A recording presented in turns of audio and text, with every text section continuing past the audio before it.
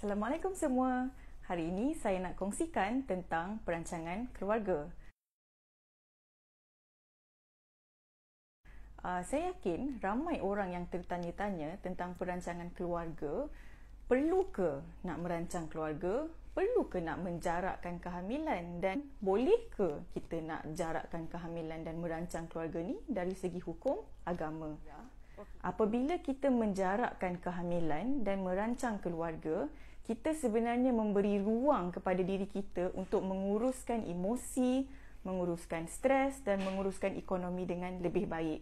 Kita tahu yang proses mengandung, proses bersalin dan kemudian proses menyusukan anak adalah proses yang sangat mencabar dari segi mental, dari segi fizikal dan juga dari segi emosi. Kita boleh bayangkan kalau anak waktu tu masih kecil, lepas tu kita mengandung pula lagi sekali dalam jarak yang sangat dekat, dia memberikan satu stres yang besar, terutamanya kepada ibu.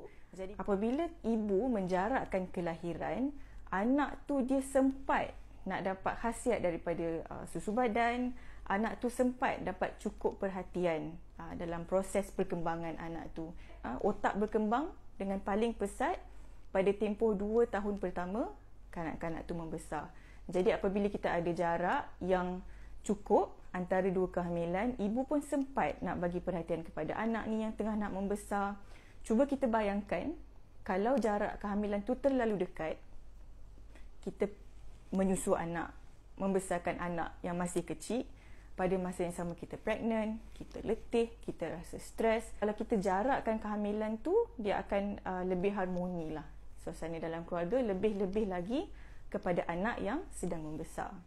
Jarak kehamilan yang baik akan memberikan kita peluang untuk mempunyai kandungan yang lebih sihat.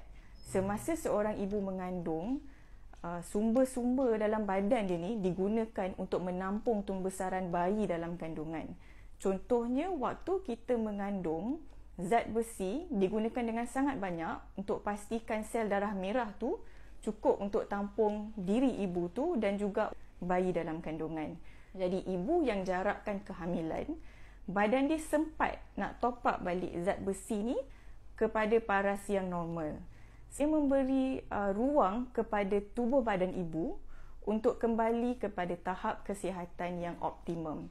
Antara risiko kalau kehamilan tu terlalu rapat jaraknya ialah ketika mengandung tu ibu boleh mengalami anemia in pregnancy ataupun kekurangan darah merah, dan risiko ibu tu untuk bersalin pramatang lebih tinggi. Jadi kita sedia maklum, anak-anak yang lahir secara pramatang ni komplikasi terhadap bayi tu lebih banyak lah. Boleh ke dari segi hukum agama tak ada masalah ke? Kalau kita rujuk Irsyad Fatwa yang ke-146 dikeluarkan oleh Pejabat Mufti Wilayah Persekutuan pada tahun 2016, hukum merancang keluarga adalah harus. Boleh menggunakan kaedah-kaedah merancang keluarga yang tidak kekal. Yang tidak boleh, yang haram ialah kalau kita memandulkan. Memandulkan tu maksudnya kita mengikat saluran tube sama ada lelaki ataupun perempuan yang menyebabkan lelaki atau perempuan tu mandul. Kita tak boleh merancang keluarga dengan mindset yang kalau aku mengandung lagi nanti keluarga jatuh miskin. Kalau macam tu, tak boleh. Kita boleh merancang keluarga dalam keadaan kita nak menstabilkan ekonomi keluarga tu, dan pada masa yang sama kita yakin bahawa anak ni, kandungan ni, rezeki ni semua kuasa Allah dan Allah akan beri kepada siapa yang Dia mahu.